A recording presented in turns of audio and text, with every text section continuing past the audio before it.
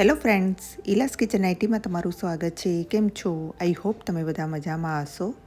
આજે આપણે બનાવીશું ક્રિસ્પી મમરાના લાડવા, એકદમ કુરકુરા, એકદમ હેલ્ધી અને યમી યમી.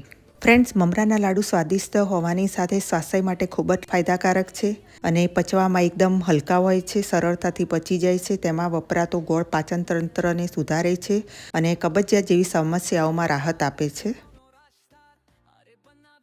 હવે આપણે લાડવા બનાવવાનું ચાલુ કરીએ તો સૌથી પહેલાં અહીંયા મેં કોલ્હાપુરી મમરા લીધેલા છે. તમે જોઈ શકો છો. તમે બાસમતી મમરા પણ લઈ શકો છો.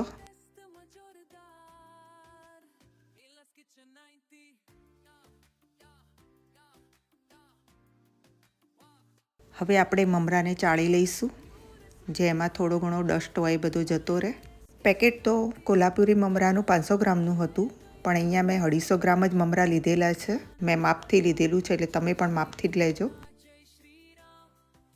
સરસ રીતે મેં મમરા ચાળી દીધા છે.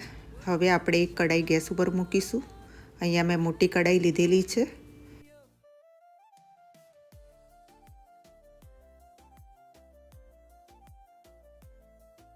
હવે આપણે મમરાને સરસ રીતે ક્રિસ્પી થાય ત્યાં સુધી શેકી લઈશું.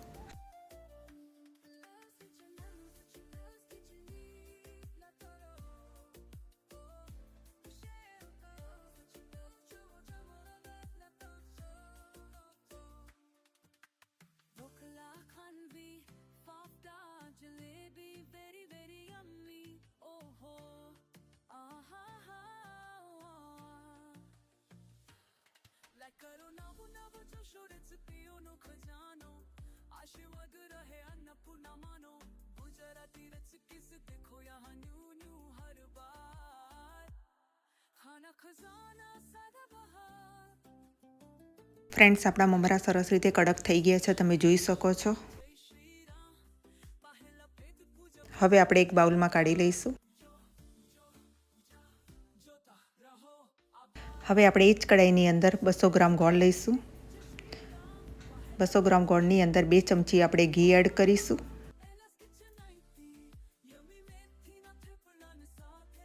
ફ્રેન્ડ્સ, તમે જો વધારે ગળ્યું ખાતા હોય તમે વધારે ગોળ એડ કરી શકો છો, પણ આ એકદમ પરફેક્ટ માપ છે. તમે ઓછો ગોળ ખાતા હોય, ગળ્યું ઓછું ખાતા હોય તો ઓછો ગોળ લઈ શકો છો. પછી પણ લાડવા બનશે નહીં, વળશે નહીં. એ ખાસ ધ્યાન રાખજો તમે.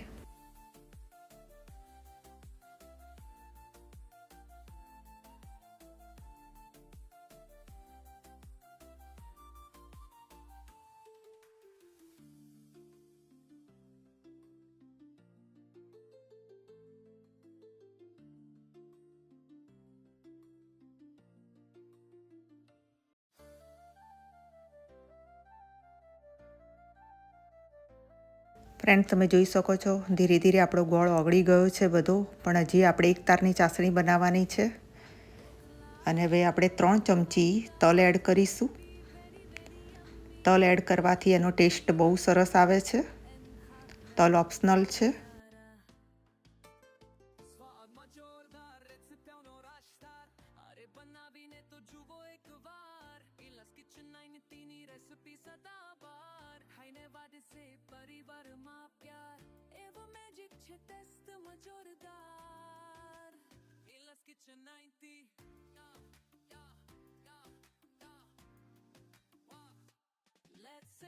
ફ્રેન્ડ્સ, હવે આપણે ચેક કરી લઈએ.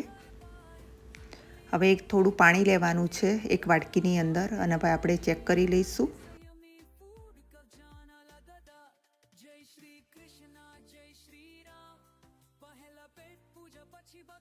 જો આ રીતનો તાર થાય તો તમારે સમજી લેવાનું કે આપણો પાયો બન્યો નથી. હજી આપણે ગેસની ફ્લેમ ચાલુ રાખવાની છે, ધીમા તાપે, અને પાયો બનાવવાનો છે.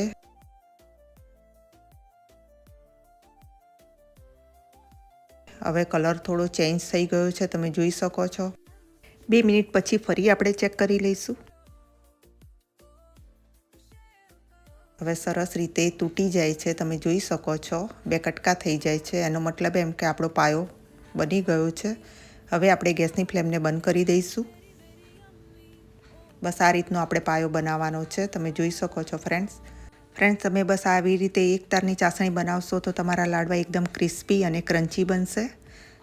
હવે આપણે અડધી ચમચી બેકિંગ સોડા એડ કરીશું, જેથી કરીને આપણે જ્યારે બી લાડવા ખાઈએ તો આપણા મોંમાં વાગે નહીં અને બહુ સરસ રીતે ખાવાની એકદમ મજા આવે, એકદમ સોફ્ટ અને બહારથી ક્રન્ચી. હવે આપણે મમરા જે હતા શેકેલા એ એડ કરી દઈશું. સરસ રીતે બધું મિક્સ કરી લઈશું.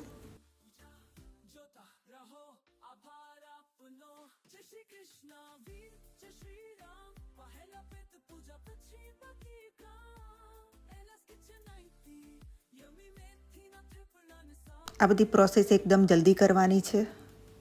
આપણો પાયો જો કડક થઈ જશે તો આપણા લાડવા વળશે નહીં.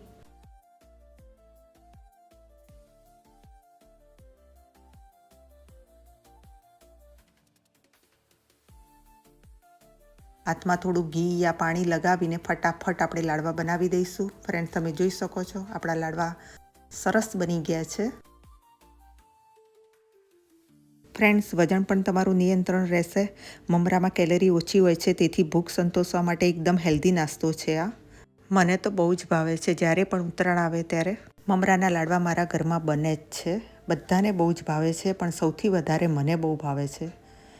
એટલે ફ્રેન્ડ્સ, જો તમને ભાવતા હોય યા તમારા ફેમિલીને ભાવતા હોય તો ઉત્તરાયણ સ્પેશિયલ આ લાડવા જરૂરથી તમે બનાવજો અને બહુ સરસ લાગશે. એકદમ ક્રિસ્પી, યમ્મી યમ્મી છે ફ્રેન્ડ્સ, અને સાથે હેલ્ધી પણ છે. સાથે નાના બાળકોના પણ ફેવરેટ હોય છે મમરાના લાડવા, તો જરૂરથી ટ્રાય કરજો તમે.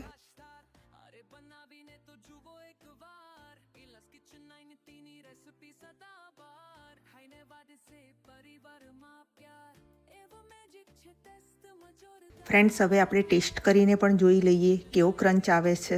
ફ્રેન્ડ, તમે સાંભળી શકો છો એકદમ ક્રંચ, એકદમ ક્રિસ્પી બન્યા છે લાડવા, તો જરૂરથી ટ્રાય કરજો તમે.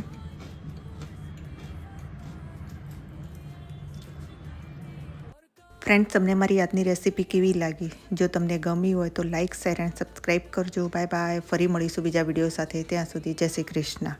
મારા અને મારા પરિવાર તરફથી તમને બધાને હેપી ઉત્તરાયણ, હેપી મકર સંક્રાંતિ.